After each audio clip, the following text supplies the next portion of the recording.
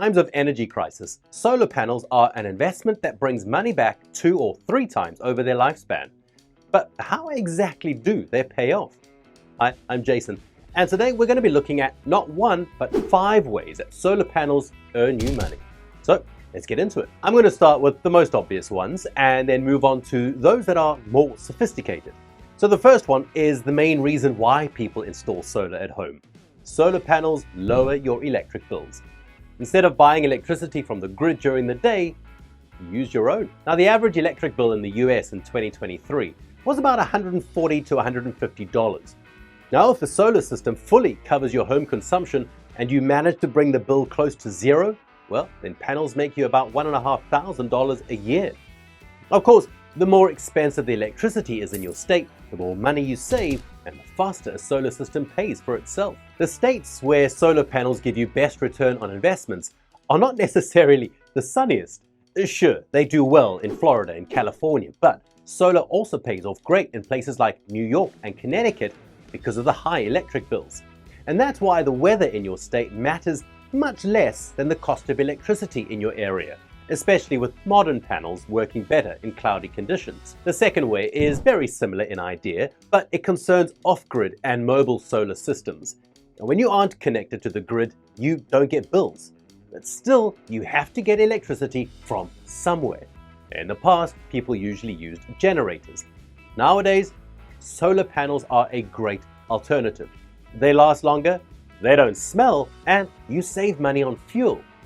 The upfront cost of a generator is still lower than a full off-grid solar system with batteries for your home, but a PV system provides better savings in the long run. I'd also say that for boat and RV owners, a couple of solar panels is certainly a better investment cost-wise and especially space-wise than a generator. As a camper or a sailor with solar panels, you don't have to rely as much on trailer parks or shore power and save a lot of money on gasoline this way. The third way a solar system profits you is through increasing the property cost of your home. A study made by real estate agency Zillow claims that a home with a PV system on average costs about 4% more on the market than a house without it. Besides, homes with solar panels sell out a bit quicker. And now, how much value does a solar system add this way? Well, if the average cost of a house in the US is around $500,000, then 4% is about $20,000. For $20,000, you can get yourself a great solar panel system in any part of the country. So, if what these experts say is true, a solar system instantly pays off the moment you sell a house. Of course, a lot is going to depend on the condition and properties of your system. A little note though, a home with a solar system may look more attractive to buyers, but not if you lease a system. A lease contract should clarify what exactly happens to a system when the house owner changes. But in general, buyers don't want the house that comes with extra payments. In my opinion, you should never even lease solar panels in 2024. And the reason for this, well, I've covered in our video about Elon Musk and Solar City. I'll leave a link to it in the description below. The idea of solar panels making a house more expensive begs a question. Does it mean that your taxes are going to get higher? Not necessarily. In many states, solar panels are excluded from property tax assessment, so you pay the same with or without a solar system. But now, how do you know if the panels are exempted from property tax in your state? Well, one way to check is to go to A1 Solar magazine and go and find an article about solar incentives in your state. Moving on, the fourth way a solar system makes you money is through net metering. Net metering is a policy that regulates selling solar energy to your utility by pumping it into the grid. In an ideal scenario, you get paid for your solar kilowatt hours just as much as you pay for electricity from the grid. It's called classic net metering, and unfortunately, it kind of fades away because electricity providers fight this type of deal very hard. What's more popular nowadays is net billing, where you sell solar energy at avoided cost rate, which is much lower than the price of electricity from the grid. In many places, the cost of solar energy changes with time. It rises when demand is high and, well, drops when demand is low. Net metering policies differ from state to state and from utility to utility.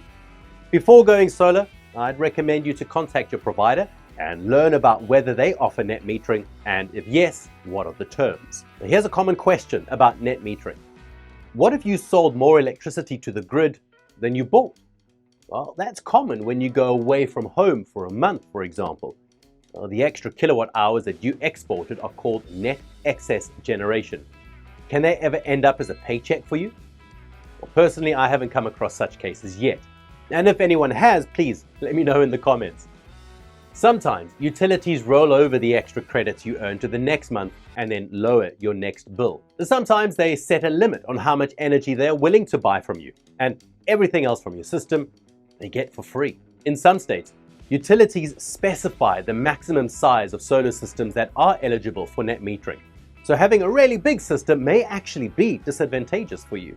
Now, the last thing I wanted to talk about, and the least known way to profit from solar, is renewable energy credits. They're a little confusing, so I'm going to try to explain as simply as I can. Now, as you may know, America is trying to switch to clean energy. And for that, the government has set up goals for states that indicate how much of their electricity production should be clean. And that's why, when you produce a certain amount of clean energy, you get a renewable energy certificate, REC, that confirms this fact. Now, you can then sell these certificates to other companies that haven't met their quote for clean energy yet. One solar renewable energy certificate, or SREC, is issued for 1 megawatt hour of generated electricity. You don't have to sell it to the grid, you just have to produce it. A 10 kilowatt solar system can earn you around 12 SRECs in a year. Now, there are only a handful of states where these SRECs can be sold, and they're all in the Northeast. The value of SRECs is dynamic, and it's determined by supply and demand. Basically, they're like stocks. For example, in New Jersey, one SREC was valued at a little above $200 in 2023. This means that an owner of a 10 kilowatt solar system could make around $2,400 just from SRECs alone. Some people say that they made tens of thousands of the SRECs in the past years when the demand and prices were higher. While it does sound good, in most states, SRECs cannot be traded or aren't worth much.